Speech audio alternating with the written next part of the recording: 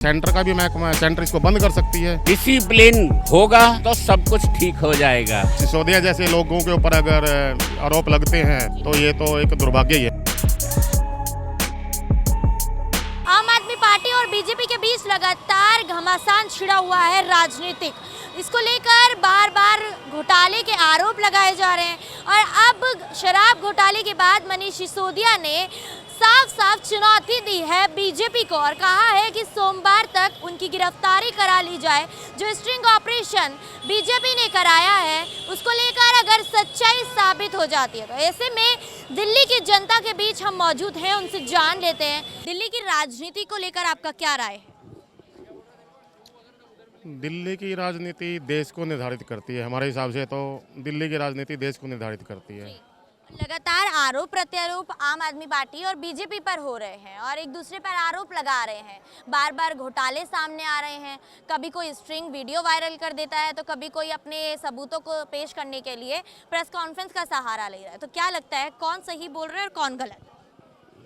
मेरी पर्सनल राय ये है, आज के टाइम में बीजेपी पूरे देश के अंदर पैसे के हिसाब से लोगों को या एमएलएज को खरीद के एक जो माहौल बना रही है वो पहले कभी नहीं था ऐसा।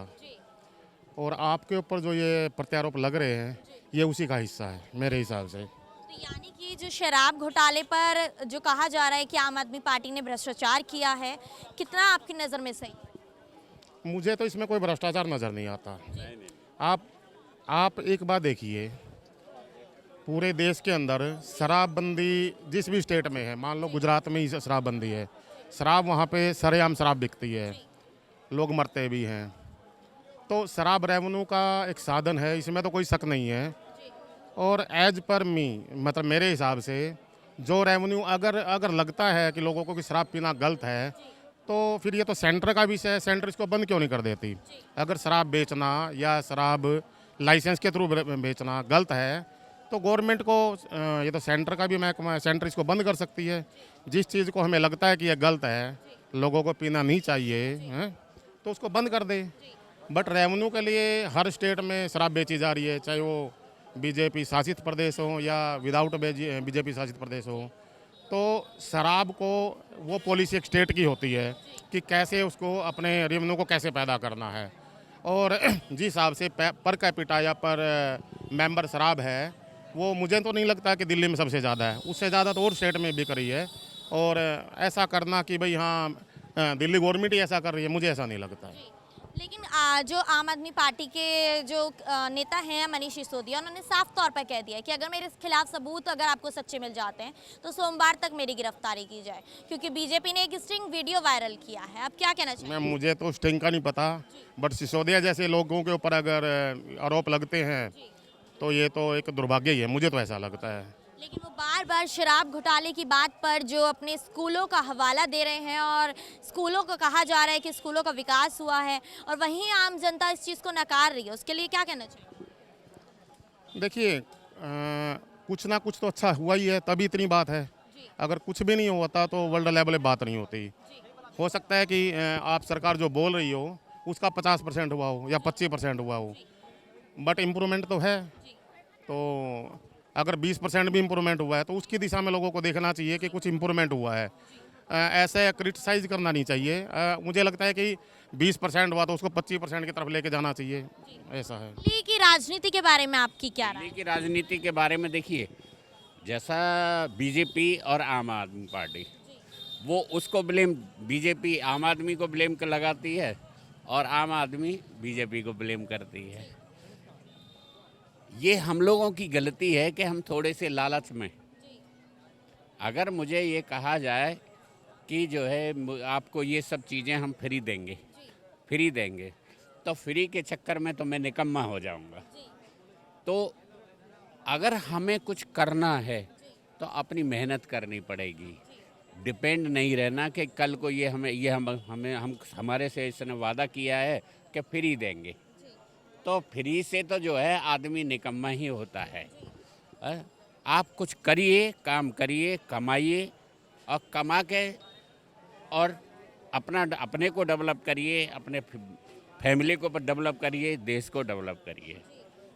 इस तरह से मेरा विचार यही है कि आदमी को, हर पब्लिक को, जो लोग सोचते हैं ना कि हमें फ्री का मिले, वो उनकी ज़िंदगी से खिलवाड़ करते हैं, क्योंकि वो निकम्मे हो जाते हैं। हमें तो राशन भी मिल रहा है, हर चीज़ फ्री की मिल रही है, तो हम काम क्यों करें, क्या करें, कि क्यों करें? फ्री के नाम पर तो अलग अलग राज्यों में चुनाव लड़ने की तैयारी शुरू हो चुकी है। इसी को तो राजनीति कहते हैं। यही राजनीति है कि मैं अपने पर्सनल बेनिफिट के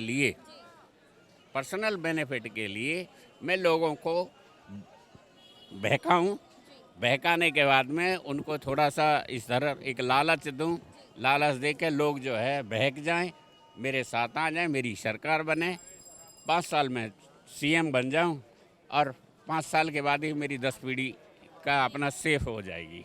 ये है राजनीति। अरविंद केजरीवाल जो है वो पीएम पद की उम्मीदवारी करने वाले हैं। सवाल ही पद नहीं होता, जिंदगी में कभी नहीं बन सकते, नहीं बनेंगे, कभी नहीं बन सकते। अच्छा, गुजरात चुनाव को लेकर आपको गुजरात में देखिए, जहां नरेंद्र मोदी ने 20 साल 25 साल से वह शासन कर रहा है, कुछ किया है ना। आज गुजरात स्टेट में इतनी इंडस्ट्रीज लगी, सारी महाराष्ट्र से जितनी भी इंडस्ट्रीज थी सब जो है शिफ्ट होकर गुजरात में आ गई है। वो किसका है? वो नरेंद्र मोदी का ही है। वो लेके आया यहाँ और उसने कुछ किया है। लेकिन वहाँ पर तो कहा जा रहा है कि दिल्ली और पंजाब की तरह आपको फ्री बिजली और फ्री पानी दिया जाएगा, आपको विकास किया जाएगा। तो लोग निकम्मे होते हैं फ्री के नाम पे। खून पसीने से कमाइए, खाइए, उसका एक टेस्ट अलग ही होता है। आपके बच्चे भी लायक बनेंगे, सब कुछ लायक, फैमिली बैकग्राउंड आपका अच्छा हो जाएगा अगर खून पसीने मेहनत से काम करते हैं तो। अच्छा, आम आदमी पार्टी के नेता मनीष सिसोदिया साफ तौर पर कह चुके हैं कि अगर आपको मेरी सच्चाई का सबूत अगर आपको मिल जाता है और साबित हो जाता है कि मैं यहाँ पर जो भ्रष्टाचार है वो मैंने किया है, तो मेरे को सोमवार तक गिरफ्तार कर लिया जाए। देखिए, ऐसा है, मैंने चोरी की है, क्या मैं कोर्ट में जाके ये कहूँगा कि हाँ मैं चोर हूँ? कोई नहीं कहता है।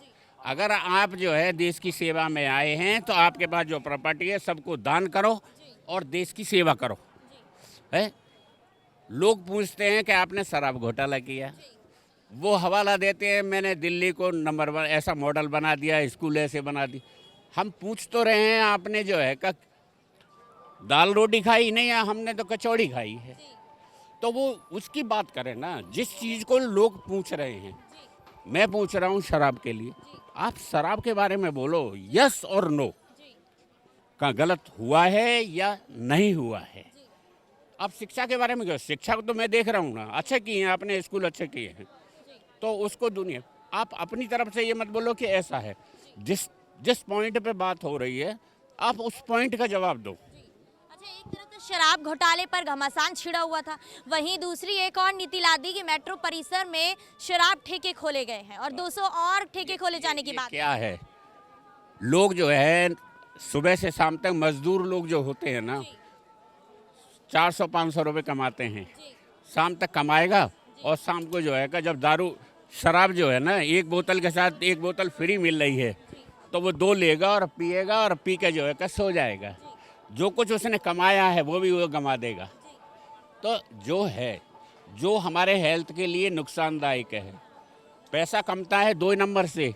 2 नंबर का काम करोगे तो पैसा कमाएंगे, मेहनत और खून पसीने से काम करोगे तो कोई इतना इकट्ठा नहीं कर सकता, भले ही कोई भी हो। क्या लगता है कि ये शराब घोटाले से शुरू हुआ भ्रष्टाचार जो है और घमासान, राजनीतिक घमासान जो है, ये कब जाके खत्म होगा? देखिए, देश में अगर आर्मी का शासन होगा ना, डिसिप्लिन होगा, डिसिप्लिन होगा तो सब कुछ ठीक हो जाएगा। हम लोगों ने हजारों साल से गुलामी भुगती है। आज आप नौकरी करने जाते हैं, किसी ऑफिस में नौकरी करते हैं, मेरा बॉस आज नहीं आएगा, आज मेरा बॉस नहीं आएगा, उसकी छुट्टी है, तो जहां आप 10 बजे पहुंच रहे हैं तो वहां फिर आप कोशिश करेंगे 11 बजे पहुंचो, बॉस नहीं आ रहा है, आराम से जाऊंगा, और बॉस है नहीं इसलिए मैं घर यहाँ से चला जाता हूँ जल्दी से जल्दी। तो हम लोगों ने जो है ना, जो गुलामी भुगती है ना, वो असर हमारे ब्लड में है।